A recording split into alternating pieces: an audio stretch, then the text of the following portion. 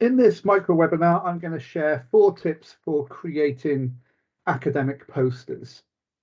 An academic poster is a way of presenting your ideas or presenting your research, and it's a facility to promote discussion around that idea. So you'll often find them at conferences, for example, with the authors of the poster around to explain the content in more detail. So 4 tips for creating them. You can create a poster in a range of different software. So perhaps the traditional desktop publishing software is ideally suited to it. So something like Microsoft Publisher or Adobe InDesign. But you could also use PowerPoint quite effectively. The advantage of PowerPoint is that it's likely familiar to you, and therefore you're likely to be able to create your poster more quickly. If you do use PowerPoint, my first tip would be to set up the poster first. So on the Design tab, you will find a Slide Size button. Press that before you begin adding your content and set up the poster as you need it. You can see the dimensions for various different paper sizes on screen.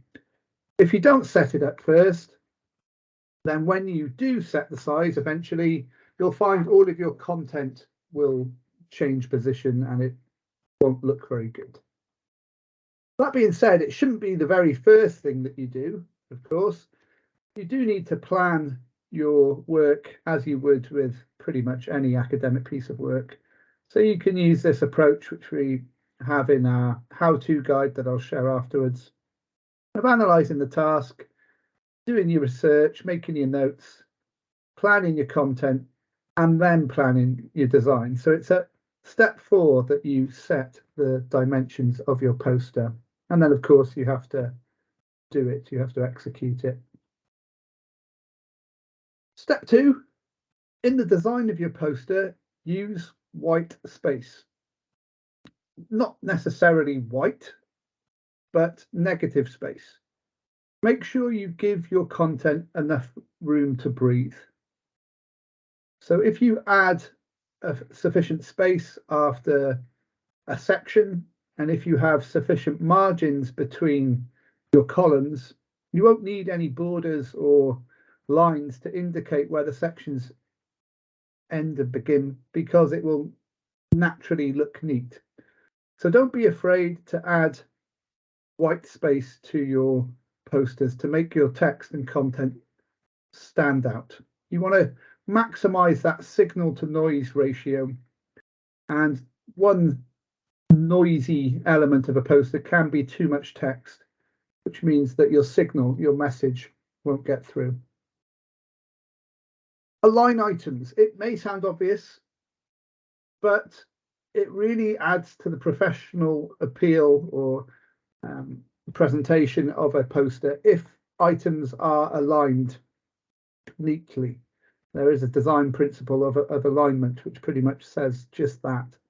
So in PowerPoint, you can use the view command, the view tab, to turn on grid lines, as I've got in the screenshot there, which will help you align placeholders with headings, for example. You'll also probably be aware that when you move an item in PowerPoint, it shows red dotted lines when that item is aligned with another item. So you can do that to adhere to that alignment principle. We do have a template available for academic posters for PowerPoint, so feel free to use that and customize that to suit your needs. I'll share that template with you after this presentation.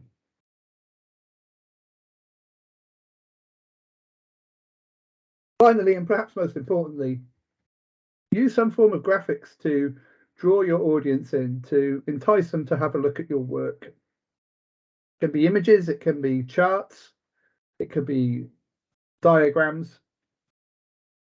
And in PowerPoint, you can insert that content through the insert menu.